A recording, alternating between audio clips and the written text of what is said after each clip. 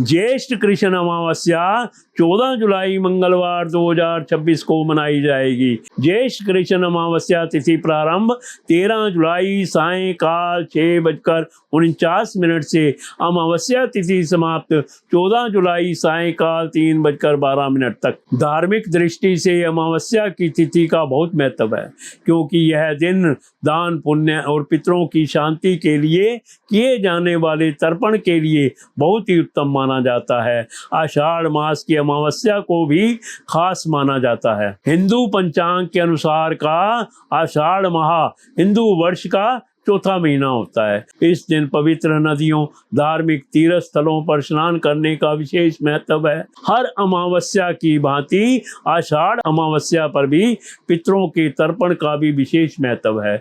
इस दिन किए जाने वाले धार्मिक कर्म कांड इस प्रकार हैं। इस दिन नदी, जलाशय या कुंड आदि में स्नान करें और सूर्य देव को अर्घ्य देने के बाद पितरों का तर्पण करें। पितरों की आत्मा की शांति के लिए उपवास करें और किसी गरीब व्यक्ति को दान दक्षिणा दें। अमावस्या के दिन शाम को पीपल के पेड़ के नीचे सरसों के तेल का दीपक लगाएं और अपने पितरों को स्मरण करें। पीपल की 7 परिक्रमा लगाएं। हिंदू पंचांग के अनुसार आषाढ़ मास हिंदू वर्ष का चौथा महीना होता है।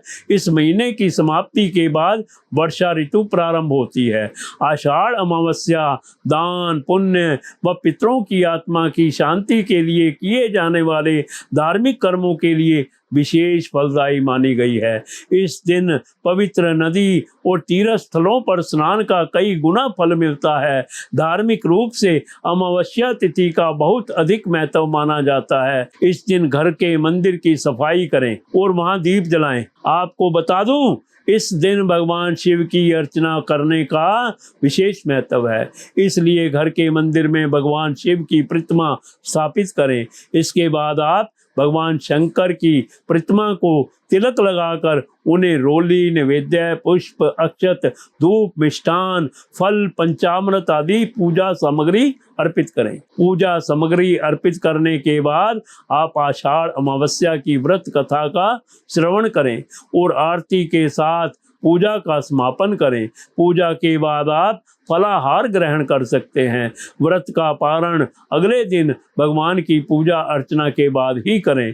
अमावस्या के दिन शाम को पीपल के पेड़ के नीचे सरसों के तेल का दीपक जलाएं और अपने पितरों का स्मरण करें। आषाढ़ अमावस्या के दिन दान पुण्य के कार्य जरूर करने चाहिए। कहते हैं कि इस दिन किए गए दान का पुण्य कई लाख गुना मिलता है।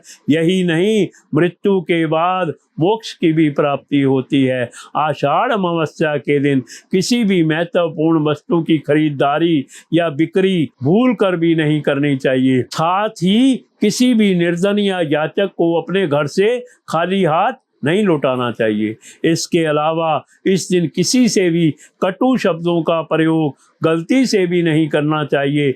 ना ही इस दिन मांस मदिरा का सेवन करना चाहिए। संभव हो सके तो इस दिन तिल के तेल के सेवन का भी परहेज करना चाहिए। आषाढ़ अमावस्या की कथा एक समय की बात है। एक ब्राह्मण अपनी पत्नी के साथ रहता था। वो दोनों ही भगवान विष्णु के बहुत बड़े भक्त थे। दोनों प्रतिदिन अपना ज्यादातर समय भगवान के ध्यान और पूजा पाठ में बिताते थे। ब्राह्मण का घर धन धान्य से भरा हुआ था, किंतु संतान ना होने के कारण यह दंपत्ति अत्यंत दुखी रहता था। एक दिन ब्राह्मण ने अपनी पत्नी से कहा कि मैं तपस्या करने के लिए वन में जा रहा हूँ। इसके बाद वह भगवान पर भरोसा और संतान की कामना लेकर वन में तपस्या करने के लिए चला गया।